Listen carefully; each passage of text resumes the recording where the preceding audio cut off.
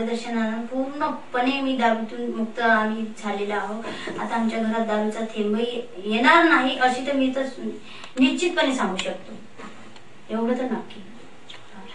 आणि मला त्यांना माणूसच म्हणून जगाले नातेवाईकात असं दाखवायचं होतं। ते जे लोक म्हणत होते की हा दारू सोडू शकत नाही, हा केव्हाही नाही सोडू शकत, पण मला त्यांना माणूस म्हणून जगवायचं होतं। आणि माझी जिद्द होती का मला यांना व्यसन मुक्तच करायचं आहे।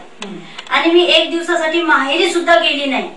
असे तुम्ही जरा मला जरी 10 साक्षीदार जरी उभे कर म्हणा, काही माहेरी पोरगी येऊन राहिली नाही।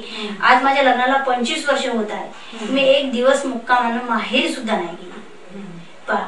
आणि यांना मी पूर्णपणे आता याच्यातून व्यसनातून मुक्त करून म्हणजे सुखी जीवन जगत आहे। आणि मी प्रत्येक बायाला हे सांगेन का तुम्ही जिद्दीनं किती तरी नवरा दारू पित असला तर मी जिद्द जर नाही सोडली ते प्रत्येक गोष्ट आपली होऊ शकते। जर माणसाच्या मनात जर जिद्द असेल तर काही घडू शकते। या सगळ्या तुमच्या मिस्टरांच्या व्यसनमुक्तीचं श्रेय तुम्ही कोणाला द्याल?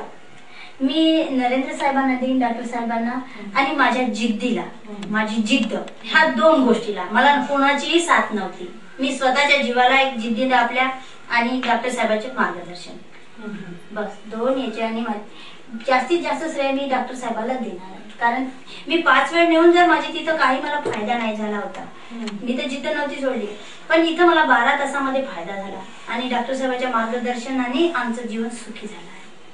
आता तुमच्यासारख्या ज्या काही महिला असतील, ज्या काही गृहिणी असतील, तर त्यांना तुम्ही काय संदेश द्याल की बाबा कशा प्रकारे तुम्ही गेलात तर म्हणजे तुम्ही व्यसनमुक्तीकडे जाल आणि तुमच्या मिस्टरांना तुम्ही याच्यातनं बाहेर काढू शकाल? मी तर म्हणेन का तुम्ही जर डॉक्टर साहेबांकडे जाऊन जर मार्गदर्शन घेतलं तर तुम्ही नक्की या व्यसनमुक्तीतून आपल्या नवऱ्याला बाहेर काढू शकता आणि सुखी जीवन करू शकता।